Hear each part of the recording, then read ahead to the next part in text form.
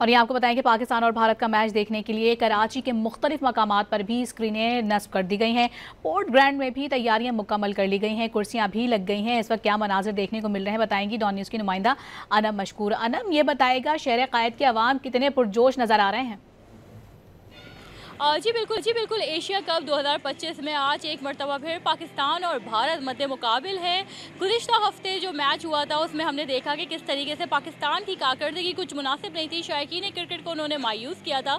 लेकिन इस बार फिर एक नए जोश व वलवले के साथ जो है शायकीन इस वक्त जो है उन मकामात का रुख कर रहे हैं जहाँ पे स्क्रीन नस्ब की गई हैं। अगर मैं बात करूँ पूरे मुल्क की तो शहर के मुल्क में मुख्तलिफ शहरों में जो बड़े शहर हैं वहाँ पर छोटे बड़े मकामात पर स्क्रीन का खुसूसी तौर पर एहतमाम किया गया है, जहाँ पर शायकीन क्रिकेट पहुंच रहे हैं और लाइव क्रिकेट मैच को देखना वो पसंद करते हैं। यही वजह है कि आज इतवार का दिन है, स्टूडेंट्स, बच्चे, वालिदैन के हमरा बड़ी तादाद में इस वक्त जो है लाइव क्रिकेट मैच को देखने के लिए जो उन मकामात का रुख कर रहे हैं। अगर मैं बात करूं कि शायकीन क्रिकेट के मौक़िफ़ की तो उनका यही कहना है कि चाहे वो जंग का मैदान हो या क्रिकेट का, वो अपनी टीम के साथ, अपने सिपाहियों के साथ कौम हम हर वक्त जो है मौजूद होती है और दुआगो भी होती है। तो अब से कुछ देर में आज का मैच भी शुरू होने वाला है और लोग जो है बड़ी दुआएं कर रहे हैं खुसूसी तौर पर कि आज जो है जीत पाकिस्तान के नाम हो, कुछ कोताहियां हैं उन्हें ठीक किया जाए, ये भी उन्होंने पैगाम दिया है। खुसूसी दुआएं की जा रही है। सब पोर्ट ग्राउंड में मौजूद है और आप देख सकते हैं कि यहाँ पे स्क्रीन का एहतमाम किया गया है, कुर्सियां सज गई हैं, लोगों के आने का सिलसिला इस वक्त जारी है